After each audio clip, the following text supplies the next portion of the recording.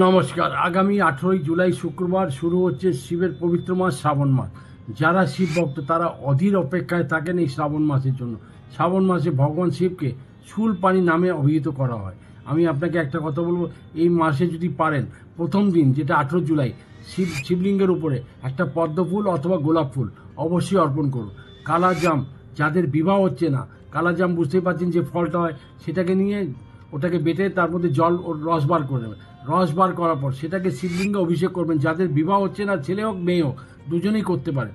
কিন্তু একটা কথা আরও ভুলবেন না, এই দিন যে প্রথম দিনটা মানে 18 জুলাই যারা উপবাস রাখবেন তাদের জন্য একটা উপায় বলেছি, তারা শিবলিঙ্গকে অবশ্যই রসপুলির ভোগে দেবেন আর নিজে প্রসাদ হিসাবে গ্রহণ করবেন।